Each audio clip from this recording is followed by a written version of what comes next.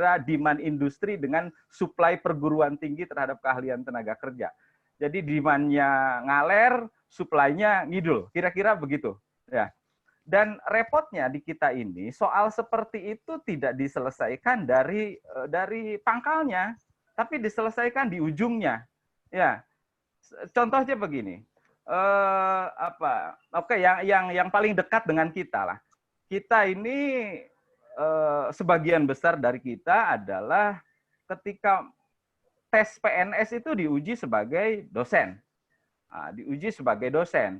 Ngikut tesnya tes sebagai dosen, terus praktek kerja sebagai dosen, ikut fase-fase sebagai dosen, tapi di tengah-tengah jalan, begitu ada anggaran, tiba-tiba kita ini harus disertifikasi dosen. Ya, jadi harus diuji lagi kedosenannya. Ya, contohnya seperti itu. Kemudian SIM misalnya gitu, kita ini sudah punya SIM, SIM A, SIM B, SIM C, tapi begitu ada kecelakaan di Tanjakan MN, kemudian supir truknya yang salah, kemudian muncul wacana apa? Muncul wacananya SIM itu harus disertifikasi ulang. Jadi SIM yang orang yang sudah punya SIM disertifikasi lagi.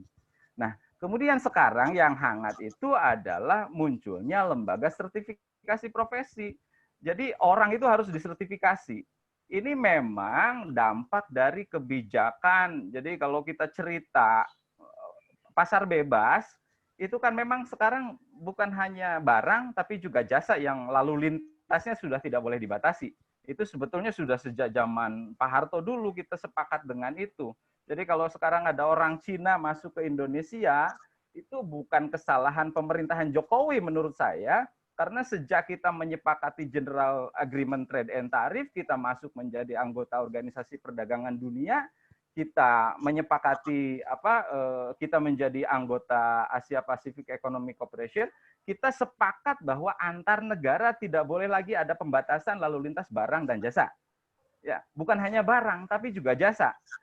Ya, jadi itulah, tapi jasa yang bagaimana? Jasanya adalah yang tidak boleh yang unskilled labor. Jadi tidak harus mereka yang profesional. Nah, oleh karena itu kemudian muncul wacana untuk membuktikan profesionalisme seseorang, maka muncullah kemudian buktinya berupa sertifikat profesi.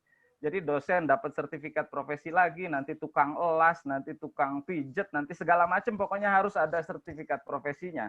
Ya. Nah, ini yang kemudian menjadi menjadi isu di mana-mana. Pokoknya di sertifikasi profesi lah.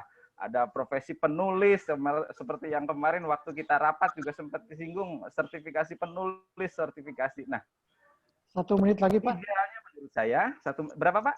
1 menit lagi. Oke, 1 menit lagi. Idealnya menurut saya, ijazah itu harus menjadi sertifikasi profesi, Pak.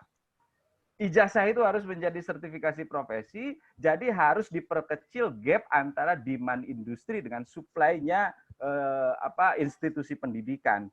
Jadi begitu ada kampus merdeka, begitu ada kurikulum berbasis kompetensi, bagaimana itu kemudian direspon oleh perguruan tinggi, menyusun kurikulum yang